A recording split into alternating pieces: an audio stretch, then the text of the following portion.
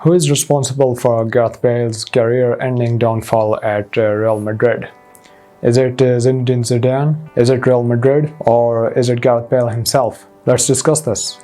Bale was the most expensive signing not just in the history of Real Madrid but in the world football. He was signed by Real Madrid in September of 2013 with the record 100 million euros, above the world record transfer fee of Cristiano Ronaldo, which was 94 million euros. From the start of his Real Madrid career, injuries cursed him. He was only able to play for 90 minutes complete for only 5 times, and he was substituted 5 to 6 times in first 16 games. But still, the ending of the first season was quite incredible because he scored the winning goal against Barca in the Copa del Rey final, and the goal which gave Real Madrid the lead in the Champions League final in 2014. It was becoming obvious that Real Madrid now have their second main man alongside Cristiano Ronaldo. The trio was famous worldwide with the name BBC, featuring Bale, Benzema and Cristiano Ronaldo. But since his arrival, there was no impact on Cristiano Ronaldo's incredible goal-scoring record. He scored and scored without caring that another star is in the room. In 2015 season, again the calf injury haunted him. In 2016-17 season, Zinedine Zidane took in charge of Real Madrid, and in that season, Bale scored his second hat-trick in Zidane's first game in charge. Madrid won the Champions League in that year, in which the trio BBC featured in the final as well. He was unable to score a single goal in that season's Champions League. In 2016-17, he signed a new contract with Real Madrid which will make him stay as a Real Madrid player until 2022. And in the same year, he damaged his ankle in the Champions League game against Sporting Lisbon, which ruled him out for 4 months, and he made a comeback in the Clásico and was forced off due to hamstring, and that was the day Zidane lost his patience. After the defeat in Clásico, Zidane killed the 4-4-3 formation, and he also killed the concept of BBC. Now Isco stepped inside of the new formation, featured Ronaldo and Benzema up front, and Isco behind them, and Modric, Kroos and Casemiro in the midfield. But Bale was not even given the chance against Juventus, even in his own hometown. The final that took place in the Cardiff, Zidane just gave him some minutes, and the same thing happened in the 2018's final in Kiev against Liverpool. Isco started ahead of Bale, and in the second half he came in and scored literally the best goal of the Champions League final.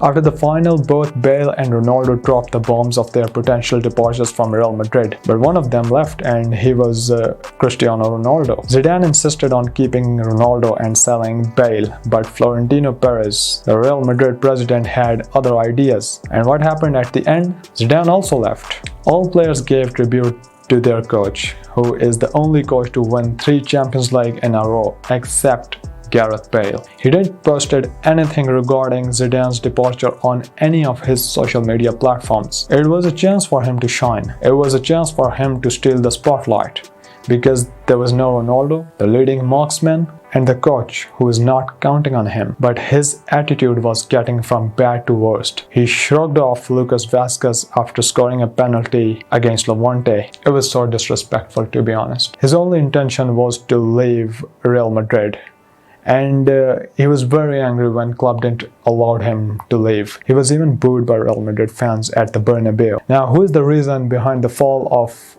a player who was on course to dethrone Cristiano Ronaldo at Real Madrid? First of all, let's talk about his injuries. When he was signed from Spurs, he was not that much muscular as he is now. His body transformation didn't help him, and injuries started haunting him again and again.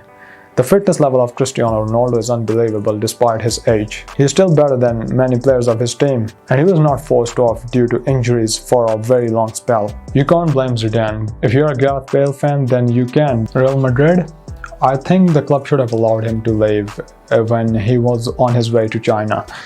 That decision was quite costly for the both parties. Now, my verdict: I think his unprofessionalism and the side activities outside of football are the reason of his downfall. For sure, he don't want to leave Real Madrid, because at the end of the contract, he's going to get 60 million euros, and if you're going to get 60 million without performing anything, without making any effort, So it's no loss for Gareth Bale. For the golf was even criticized by Spanish media because he was playing golf and the rest of the squad was preparing against Manchester City, and this is very unprofessional side of Gareth Bale. Former Real Madrid president Ramon Calderon also said that Gareth Bale is wasting his time at Real Madrid, and I agree with him 110%, because I personally feel like he lost that passion, he lost that love for the game, because I've watched on so many occasions he's playing like he's forced by someone to go and perform on the pitch. He even celebrated the Welsh victory by carrying that flag in which it was written Wales, Golf, Madrid, in that order. And that was the reason Real Madrid fans jeered him. I think it was a chance for him to become a Real Madrid legend. And now no one wants at the Bernabeu, even though the fans who love him so much, who used to love him so much, they don't even want him to stay at Real Madrid. And I personally like Gareth Bale because I know what type of player he was. And all he needs to do is to become more sincere to the club, to the game, and he's still world class. And his pace, his finishing, his both work rate with the left foot and the right foot, it's still world class. But he's not serious. He's really not serious. Zidane, up to somehow you can criticize him, you can say, because I mean there were so many occasions Bale should have been given the chance to play, but he preferred to give Lucas Vazquez and Asensio and other players. Now I can't say much about this because he's the boss, he's more experienced, and he knows better than we as fans. So it's his choice to count on Gareth Bale and not to count on Gareth Bale.